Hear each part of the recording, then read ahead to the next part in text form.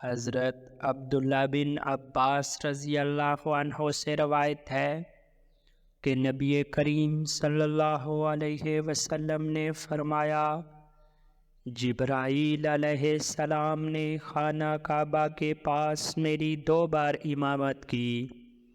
پہلی بار انہوں نے ظہر اس وقت پڑھی جب سورج ڈھل گیا اور سایہ جوتے کے تسمے کے برابر ہو گیا۔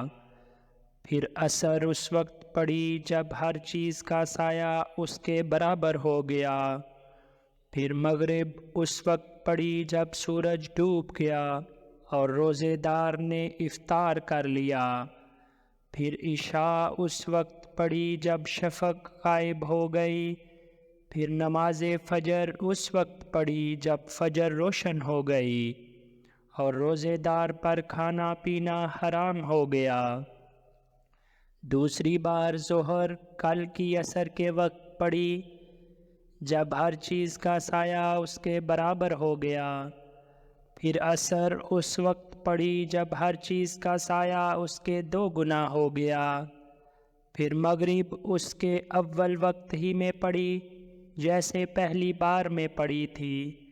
پھر عشاء اس وقت پڑھی جب 1/3 رات گزر گئی۔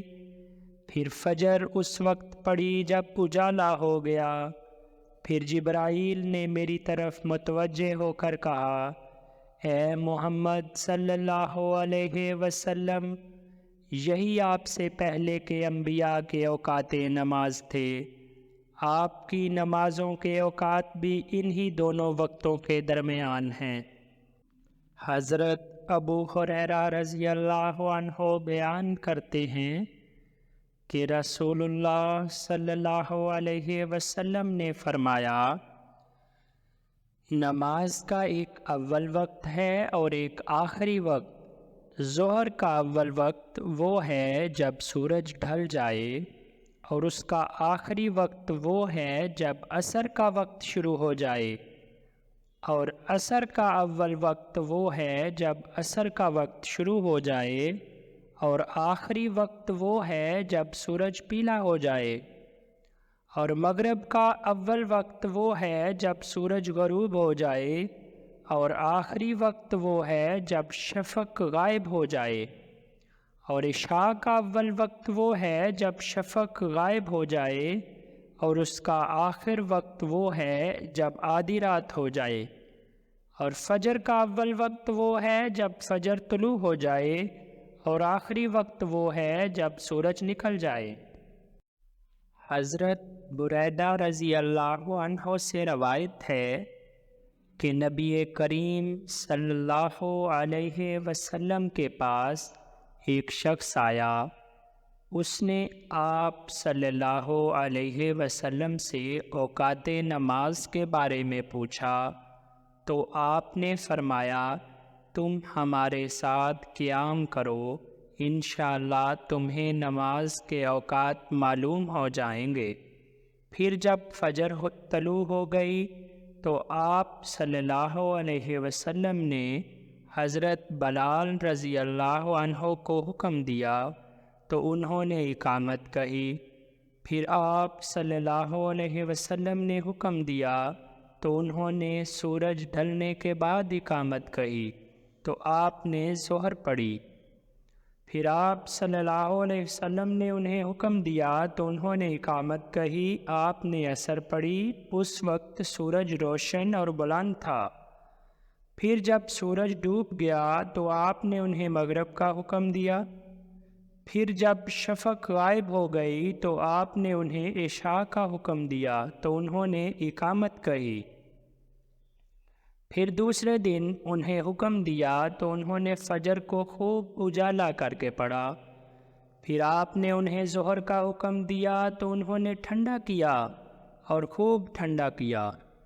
پھر آپ نے انہیں عصر کا حکم دیا اور انہوں نے اقامت کہی، تو اس وقت سورج اس کے آخر وقت میں اس سے زیادہ تھا جتنا پہلے دن تھا، یعنی دوسرے دن عصر میں تاخیر ہوئی۔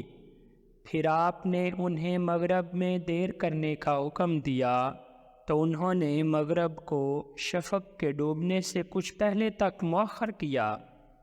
پھر آپ صلی اللہ علیہ وسلم نے انہیں عشاء کا حکم دیا تو انہوں نے جب تہائی رات ختم ہو گئی تو اقامت کہی۔ پھر آپ نے فرمایا، نماز کے اوقات کے بارے میں پوچھنے والا کہاں ہے؟ تو اس آدمی نے عرض کیا، میں ہوں۔ آپ صلی اللہ علیہ وسلم نے فرمایا، نماز کے اوقات انہی دونوں کے بیچ میں ہیں۔ حضرت عائشہ رضی اللہ عنہا بیان کرتی ہیں کہ رسول اللہ صلی اللہ علیہ وسلم جب فجر پڑھا لیتے تو پھر عورتیں چادروں میں لپٹی ہوئی لوٹتیں تو وہ اندھیرے کی وجہ سے پہچانی نہ جاتی تھی۔ حضرت رافع بن خدیج رضی اللہ عنہ کہتے ہیں کہ میں نے رسول اللہ صلی اللہ علیہ وسلم کو فرماتے سنا، فجر خوب اجالا کر کے پڑھو کیونکہ اس میں زیادہ ثواب ہے۔ حضرت عائشہ رضی اللہ عنہا بیان کرتی ہیں کہ میں نے ظہر کو رسول اللہ صلی اللہ علیہ وسلم سے بڑھ کر جلدی پڑھنے والا کسی کو نہیں دیکھا، اور نہ ابو بکر اور عمر رضی اللہ عنہما سے بڑھ کر جلدی کرنے والا کسی کو دیکھا ہے۔ حضرت انس بن مالک رضی اللہ عنہ سے روایت ہے کہ رسول اللہ صلی اللہ علیہ وسلم نے نماز ظہر اس وقت پڑھی جس وقت سورج ڈھل گیا۔ حضرت ابو ہریرہ رضی اللہ عنہ بیان کرتے ہیں کہ رسول اللہ صلی اللہ علیہ وسلم نے فرمایا، جب گرمی سخت ہو تو نماز ٹھنڈا ہونے پر پڑھو کیونکہ گرمی کی تیزی جہنم کی باب سے ہے۔ حضرت ابو ذر رضی اللہ عنہ سے روایت ہے کہ رسول اللہ صلی اللہ علیہ وسلم ایک سفر میں تھے۔ حضرت بلال رضی اللہ عنہ بھی آپ کے ساتھ تھے۔ حضرت بلال رضی اللہ عنہ نے اقامت کہنے کا ارادہ کیا تو آپ صلی اللہ علیہ وسلم نے فرمایا، ٹھنڈا ہو جانے دو۔ انہوں نے پھر اقامت کہنے کا ارادہ کیا تو رسول اللہ صلی اللہ علیہ وسلم نے پھر فرمایا، ظہر کو ٹھنڈا کر کے پڑھو۔ وہ کہتے ہیں، یہاں تک کہ ہم نے ٹیلوں کا سایہ دیکھ لیا، تب انہوں نے اقامت کہی۔ پھر آپ صلی اللہ علیہ وسلم نے نماز پڑھائی، پھر فرمایا، گرمی کی شدت جہنم کی باب سے ہے، لہٰذا نماز ٹھنڈے میں پڑھا کرو۔ حضرت عائشہ رضی اللہ عنہا بیان کرتی ہیں کہ رسول اللہ صلی اللہ علیہ وسلم نے عصر کی نماز پڑھی جبکہ سورج ان کے حجرے میں تھا اور سایہ ان کے حجرے کے اوپر نہیں چڑھا تھا۔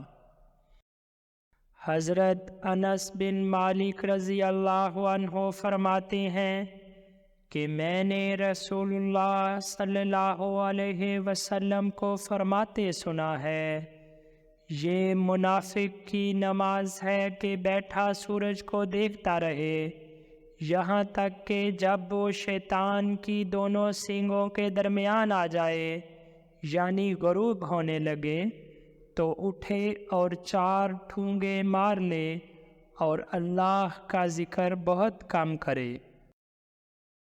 حضرت ام سلمہ رضی اللہ عنہا بیان کرتی ہیں کہ رسول اللہ صلی اللہ علیہ وسلم ظہر میں تم لوگوں سے زیادہ جلدی کرتے تھے اور تم لوگ عصر میں رسول اللہ صلی اللہ علیہ وسلم سے زیادہ جلدی کرتے ہو۔ حضرت سلمہ بن الاکوع رضی اللہ عنہ سے روایت ہے کہ رسول اللہ صلی اللہ علیہ وسلم مغرب اس وقت پڑھتے جب سورج غروب ہو جاتا اور پردے میں چھپ جاتا۔ حضرت نعمان بن بشیر رضی اللہ عنہ کہتے ہیں کہ رسول اللہ صلی اللہ علیہ وسلم تیسری تاریخ کا چاند ڈوبنے کے وقت نماز عشاء پڑھتے تھے۔ حضرت ابو ہریرہ رضی اللہ عنہ روایت کرتے ہیں کہ نبی کریم صلی اللہ علیہ وسلم نے فرمایا، اگر میں اپنی امت پر دشوار نہ سمجھتا تو میں عشاء کو تہائی رات یا آدھی رات تک دیر کر کے پڑھنے کا حکم دیتا۔ حضرت ابو برزہ رضی اللہ عنہ بیان کرتے ہیں کہ نبی کریم صلی اللہ علیہ وسلم عشاء سے پہلے سونے اور اس کے بعد بات چیت کرنے کو ناپسند فرماتے تھے۔ مراد یہ ہے کہ آپ صلی اللہ علیہ وسلم نماز عشاء سے پہلے سونے اور نماز عشاء کے بعد بے فائدہ بات چیت کرنے کو ناپسند فرماتے تھے۔ حضرت عمر بن خطاب رضی اللہ عنہ روایت کرتے ہیں کہ رسول اللہ صلی اللہ علیہ وسلم مسلمانوں کے بعض معاملات میں سے ابو بکر رضی اللہ عنہ کے ساتھ رات میں گفتگو کرتے اور میں ان دونوں کے ساتھ ہوتا تھا۔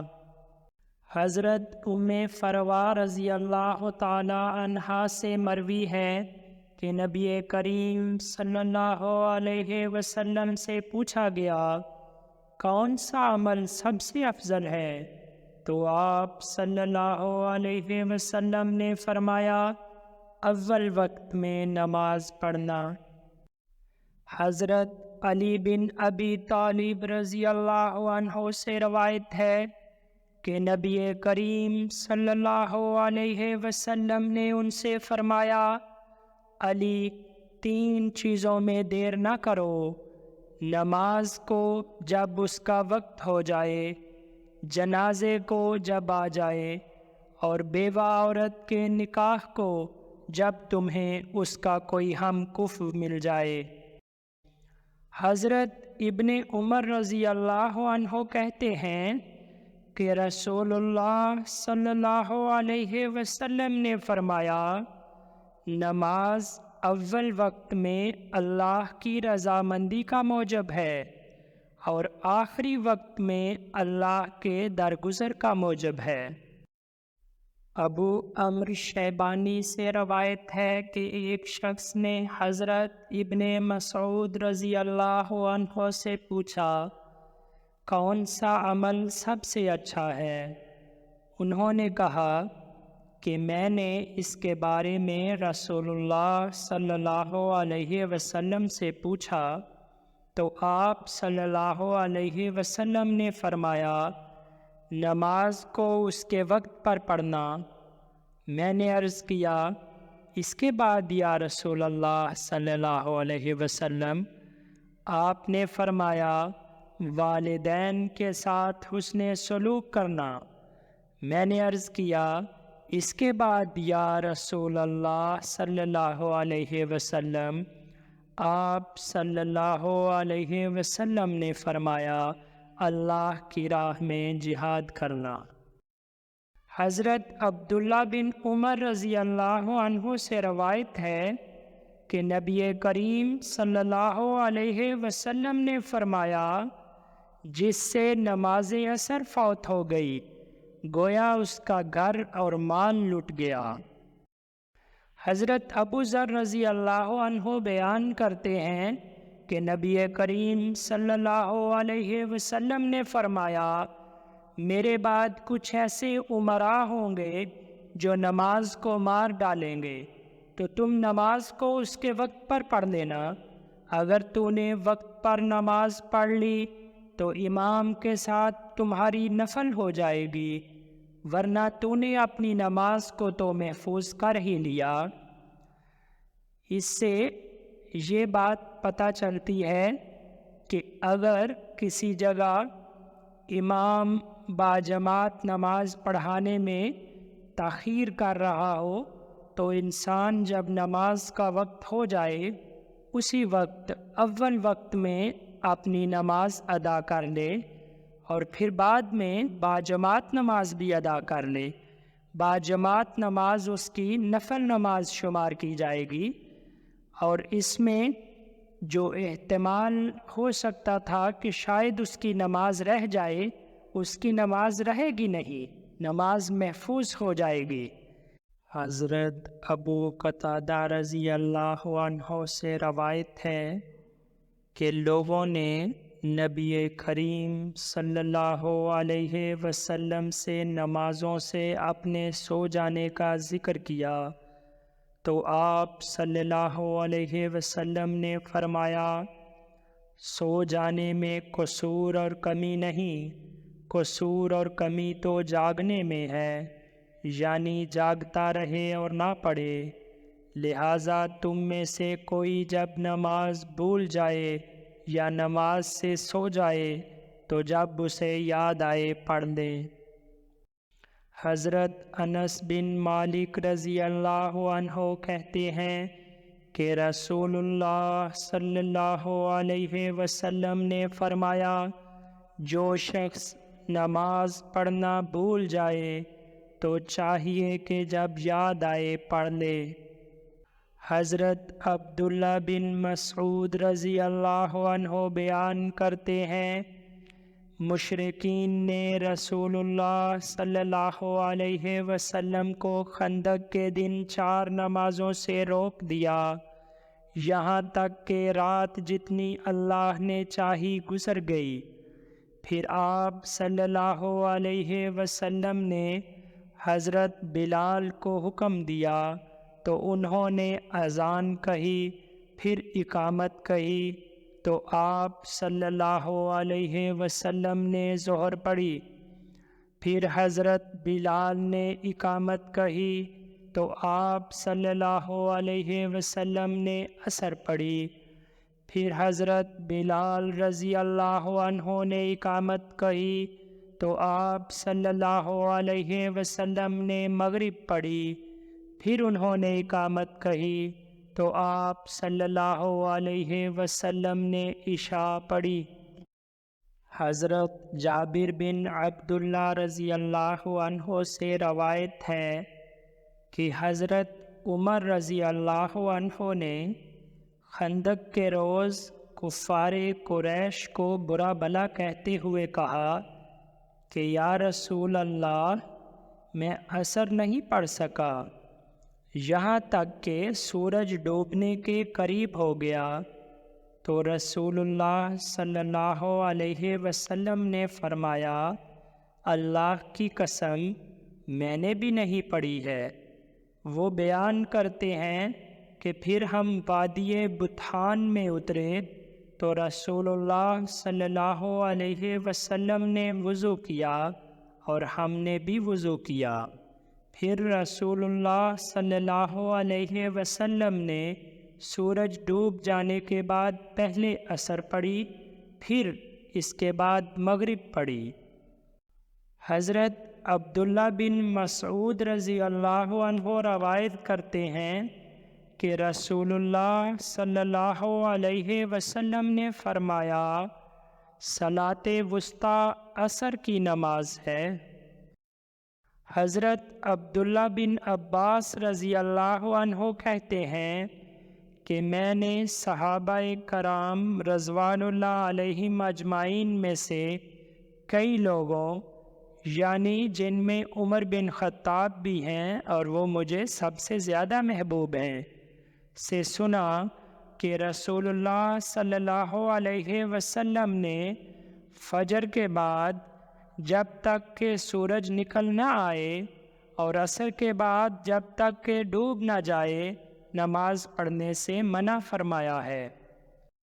حضرت عبداللہ بن مغفل رضی اللہ عنہ سے روایت ہے کہ نبی کریم صلی اللہ علیہ وسلم نے فرمایا، جو نفل نماز پڑھنا چاہے اس کے لیے ہر 2 اذانوں کے درمیان نماز ہے۔ حضرت ابو ہریرہ رضی اللہ عنہ سے روایت ہے کہ نبی کریم صلی اللہ علیہ وسلم نے فرمایا، جس نے سورج نکلنے سے پہلے فجر کی رکعت پا لی تو اس نے فجر پا لی، اور جس نے سورج ڈوبنے سے پہلے عصر کی رکعت پا لی تو اس نے عصر پا لی۔ حضرت عبداللہ بن عباس رضی اللہ عنہ روایت کرتے ہیں کہ رسول اللہ صلی اللہ علیہ وسلم نے بغیر خوف اور بارش کے مدینے میں ظہر اور عصر کو ایک ساتھ اور مغرب اور عشاء کو ایک ساتھ جمع کیا۔